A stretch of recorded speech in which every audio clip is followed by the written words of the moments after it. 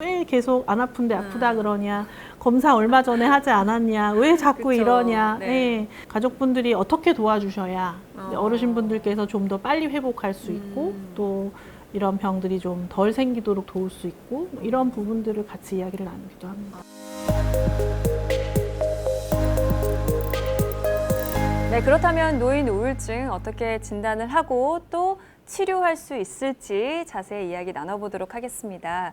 선생님, 그렇다면 이렇게 노인 우울증은 어떻게 진단을 또 자세히 할 수 있을까요? 방해가 되시는지 이런 것들을 좀 명확하게 판단을 할 수 있도록 자세한 면담을 진행을 하고요. 그리고 사실은 노인성 우울증에 물론 다른 우울증들도 그렇지만 조금 더 특징 중에 하나가 신체적인 다른 질환들에 의해서 우울증이 생기시는 경우들도 있으시거든요. 그런데 워낙 어르신분들은 가지고 계신 병들도 많으시고 또 드시고 계시는 약들도 굉장히 많으셔서 네. 그래서 지금 현재 치료받고 계신 병들이 있으신지 아니면 드시고 계시는 약들 중에 최근에 바뀐 것들이 있는지 이런 것들을 좀 유심하게 보는 경우들이 많습니다. 실제로 파킨슨병, 어르신분들 많이 아시고 계시는 파킨슨병 같은 경우는 많이 볼 때는 절반 이상의 우울증이 생긴다라는 이런 이야기도 있을 정도로 굉장히 우울증이 동반돼서 나타나는 경우들도 많고요. 그리고 사실은 거의 모든 어르신분들께서 드시고 계시는 그 혈압약들, 네, 혈압약 중에서도 또 우울증을 조금 더 일으키는 경우도 있다라는 이런 약들도 있어서요. 그래서 저희가 흔히 생각할 수 있는 어떻게 보면 흔히 걸릴 수 있는 병 혹은 흔히 먹을 수 있는 약들 이런 것들도 조금 더 자세하게 들여다보게 되고 이렇게 되는 경우들이 있습니다. 그리고 어떤 경우는 또 어르신분들 제일 많이 걱정하시는 이제 치매의 초기 증상으로도 또 우울 증상이 나타나는 경우들도 있거든요. 예, 그래서 이제 뭐 피 검사라든지 뭐 심리 검사라든지 이런 것들을 진행을 하면서 이제 그 원인들을 조금 더 자세히 들여다보게 되고요. 네. 그렇다면 원인에 따라서 또 치료 방법도 달라질 것 같거든요. 뭐 사실은 가장 간단하게 뭐 약 때문에 생긴 병이라고 하면 약을 바꾸는 게 일단 제일 간단한 방법인데요. 또 어떤 경우는 병이라든지 이런 것들을 치료할 수 없는 경우는 약을 바꿀 수 없는 경우들도 있어서 그런 2차적인 원인에 의한 우울증도 필요한 경우에는 다른 일반 우울증처럼 치료를 하기도 합니다. 사실은 노인성 우울증도 굉장히 약물 치료에 반응이 좋은 병 중에 하나인데요. 어르신분들이 좀 잘 모르시고 계시고 약에 대해서 되게 두려워들 하셔서 예, 정신과 가서 약 먹으면 치매 걸린다더라 뭐 이런 이야기들도 예, 하시기도 하시고 걱정을 하시면서 병원에 잘 못 오시는 경우들이 있는데요. 우울증 치료를 좀 넓게 보게 되면 이제 우울증을 치료하는 한 부분의 치료 약들이 있고요.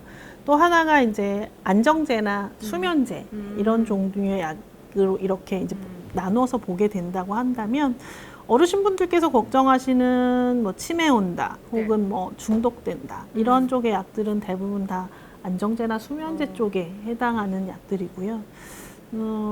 정신과 가면은 무서운 약 줘서 못 가겠다라고 실제로 정신건강의학과에 못 오시면서 이제 여기저기 다니시면서 그냥 나 수면제나 하나 줘 이렇게 드시는 약들이 오히려 더 무서운 약인 경우가 더 많습니다. 근데 이쪽의 약들은 사실은 치료도 되지 않고 그냥 정말 좀 그때 증상만 좀 줄여드리는 그런 개념이라서 제대로 약물 치료를 받으시게 되면 분명히 완치될 수 있고 또 재발까지 막을 수 있는데 그런 치료로 잘 들어오시지 못하게 되는 경우들이 있습니다. 근데 보통 우리 어르신들 드시는 약 굉장히 많잖아요. 근데 정신과 치료 약까지 먹으면은 괜찮을까요? 그래서 저희가 다른 약들을 다 같이 봐서 같이 드셔도 되는지 안 되는지를 좀 확인을 하게 되는 경우들이 많고요. 그래서 아까 말씀드렸던 우울증을 치료하는 항우울제 쪽의 약들은 사실은 굉장히 안전한 것으로 많이 알려져 있어서 다른 약들과 같이 쓰시는데 크게 무리 없이 사용할 수 있는 경우들이 많이 있습니다. 그리고 어떤 경우는 정말 약을 쓸 수 없는 특별한 경우들도 있을 수 있는데요. 뭐 약물 치료 이외에도 사실은 저희가 여러 가지 치료들이 있습니다. 일단 물론 약물 치료랑 보통은 되게 같이 들어가는 면담 치료, 우리가 상담이라고 하는 그런 치료들도 있고요. 그 외에도 자기장 치료나 전기 치료나 뭐 광 치료나 이런 여러 가지 다른 생물학적인 치료들도 필요한 경우에는 같이 사용을 하기도 하고요. 네. 또 네. 가족들이 문제가 되시는 경우들에는 저희가 가족 치료라고 해서 좀 가족들과 같이 이렇게 도움을 드리는 경우들도 있습니다.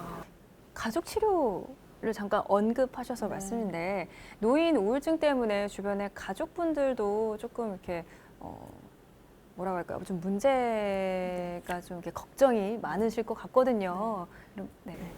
사실 서로 영향을 주게 되는 경우들이 많으신 것 같아요. 그러니까 노인성 우울증 자체가 가족분들과의 관계가 좀 어그러지면서 그게 원인이 돼서 오는 경우들도 있고요. 그런 경우는 저희가 이제 가족 치료를 통해서 이제 사실은 당신의 어머님이 하시고 싶은 이야기는 이거다. 몸이 계속 아프시다고 하시지만 그 아래에 있는 원래 하고 싶은 이야기는 이거다.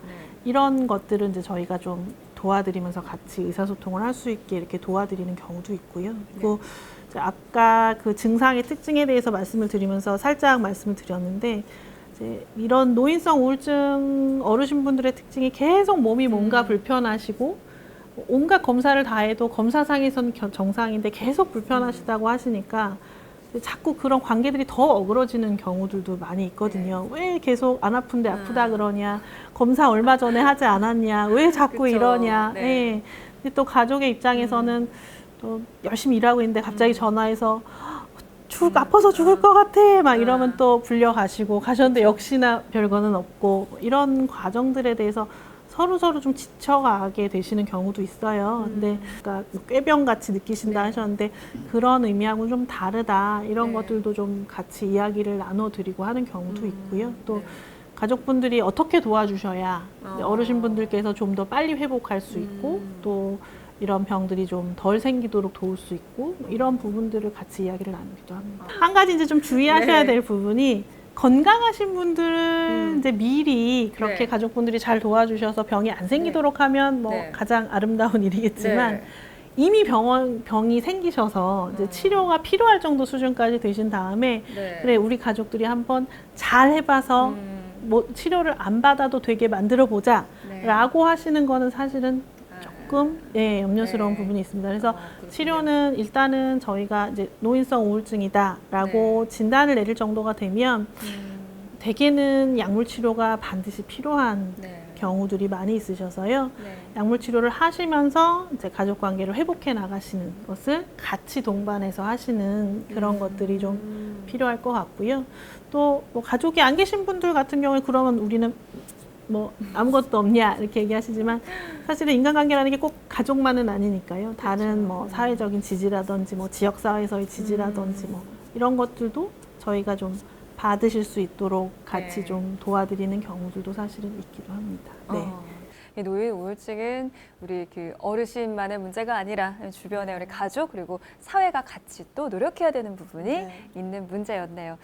지금까지 어떻게 노인 우울증을 또 진단하고 치료하는지 이야기 나눠봤습니다.